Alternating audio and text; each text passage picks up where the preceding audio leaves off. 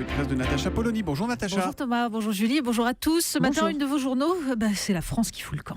Le Figaro, avec Alcatel, la France perd un nouveau fleuron industriel. Les Échos, Alcatel-Lucent se vante à Nokia pour sauver son destin. Puis il y a un autre fleuron, en une de Libération cette fois, c'est Radio France. Radioscopie d'un gâchis. Heureusement, il y a des spécificités françaises qui perdurent et qui reprendraient même du poil de la bête. L'Opinion, la CGT veut enterrer l'affaire Le Pan. Alors, on ne sait pas si c'est encore un peu la France ou beaucoup les propriétaires qataris, mais pour ce soir, on fera comme si Le Parisien, PSG-Barça, place au rêve. Et 20 minutes, Paris vaut bien une liesse. On commence avec Alcatel, qui va donc désormais falloir appeler Nokia. Oui, on sent bien une certaine gêne chez beaucoup d'éditorialistes ce matin. Gaëtan de Capelle dans le Figaro, qui n'a pas habituellement de mots assez durs pour le patriotisme économique, qui trouve que s'inquiéter des investissements étrangers massifs est l'indice d'une frilosité criminelle, mais qui ne peut pas faire comme si la perte d'Alcatel ne posait pas de problème. Alors il s'en sort en expliquant que dans un monde en perpétuel mouvement, cela porterait moins à conséquence si la France produisait de nouveaux champions capables de prendre la relève et d'assurer sa prospérité future. Nicolas Bétou, dans l'Opinion, au contraire, assume. Bien entendu, Alcatel-Lucent est une entreprise de télécom stratégique, mais il y a belle lurette qu'elle n'est plus spécifiquement française. Dans les Échos, David Barou veut se rassurer. Les entreprises françaises ont plus souvent été prédatrices que proies, dit-il, et de citer Air France KLM, Renault-Nissan. Bref, tout va bien. Dans le Parisien, Erwan Benezet dresse pourtant la liste des industries françaises passées sous pavillon étranger. De la filière nucléaire aux aéroports, il y aurait tout de même de quoi s'inquiéter. Bien sûr, précise-t-il, dans le cas d'Alcatel, Bercy dit veiller à ce que les investissements ainsi que l'ensemble des activités de production soient intégralement maintenus en France. Bercy qui garantissait par exemple que l'accord Alstom-General Electric se ferait d'égal à égal ou que l'État garderait la main sur l'aéroport de Toulouse face à l'actionnaire chinois. Bon, pendant ce temps, un article des Échos nous apprend que les nouvelles dispositions sur le financement par les régions de l'apprentissage, qui ne cesse de reculer, pourraient condamner à terme les compagnons du devoir après des siècles d'existence. Un autre fleuron français et qui crée de l'emploi, celui-là. Changement en vue à l'UMP, Natacha, changement d'identité. Oui, il y a quand même des débats essentiels. Le Parisien nous l'annonce, ça y est, le nouveau nom de l'UMP est choisi. Ce sera les Républicains. Comme l'analyse Guillaume Tabar dans le Figaro, le nom a l'avantage surtout de contenter tout le monde à droite et donc de faire gagner du prestige à Nicolas Sarkozy. Les libéraux qui y verront une référence aux républicains américains, les régaliens pour qui république est synonyme d'ordre et d'autorité, les laïcs qui y verront un antidote au communautarisme ou encore les centristes qui y verront y reconnaîtront l'établissement d'une barrière avec le Front National.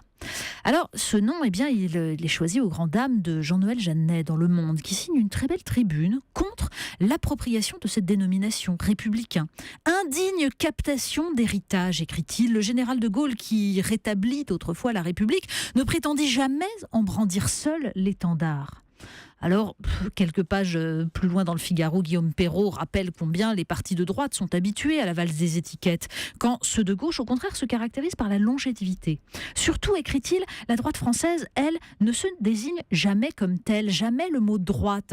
Problème d'un corpus doctrinal instable, d'un manque de fierté. À la première bourrasque, écrit Guillaume Perrault, les ténors de la droite tiennent si peu à leur nom qu'ils se déclarent tout disposés à en changer, au risque de ne plus savoir qui ils sont et ce qu'ils veulent. Le temps de la retraite.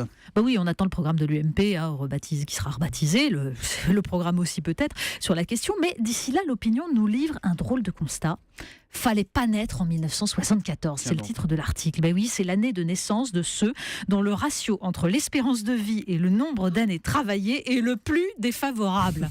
Pour ma part, 1975, c'est juste à côté. C'est pas bien, terrible non plus. Non, c'est pas tellement mieux. Et pour les taux de rendement, en revanche, c'est-à-dire ce que rapporte une fois à la retraite chaque euro versé en tant que salarié, là, ça continue à baisser, donc tout le monde est perdant.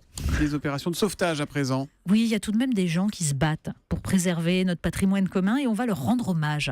Les pages Sciences et Médecine du Monde nous parlent de ce programme extraordinaire, Planète revisitée. Des scientifiques qui partent dans des lieux les plus reculés de la planète, dans la forêt guyanaise par exemple, pour répertorier des espèces encore inconnues. Un projet mené depuis 10 ans au Vanuatu, à Madagascar, au Mozambique et qui nous prouve qu'il existe encore des territoires inexplorés.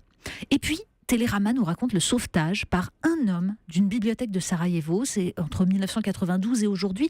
C'est une bibliothèque riche de 79 000 ouvrages en arabe, turc ou persan.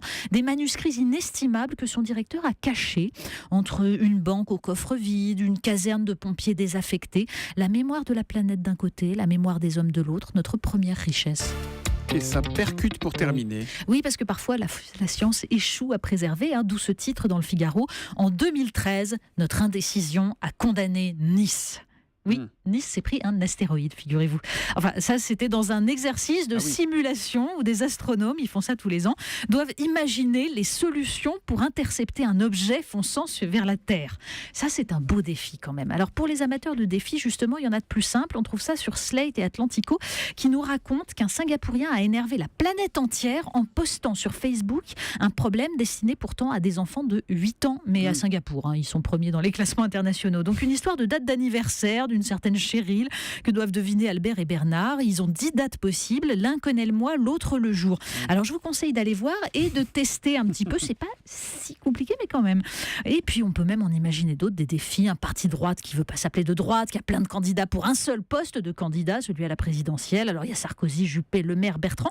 Sachant qu'ils laissent tomber chacun une ou deux pots de banane à destination de chaque adversaire, ça fait combien de bananes que Thomas Soto ne pourra pas manger pendant la matinale? Grave question. C'est tout, il n'y a rien d'autre dans les journaux? On est au bout? 15 avril 75, rien, pas une sur l'anniversaire de Natacha Polony. Oui, mais 40 ans aujourd'hui, vous oui, non, c'est moche de dire l'âge. On ne donne pas l'âge, on donne la date. Après, chacun en arithmétique y arrivera. Est-ce que je vous dis le plaisir qu'on avait à vous avoir tous les matins avec nous? Non, pas encore. Merci, mais le plaisir est réciproque. Et merci je vous offre, infiniment. au nom de toute l'équipe de la matinale, ma banane de ce matin. Alors, je connais la force de ce sacrifice, et vraiment, merci Thomas. On vous embrasse, Natacha, à demain. Merci.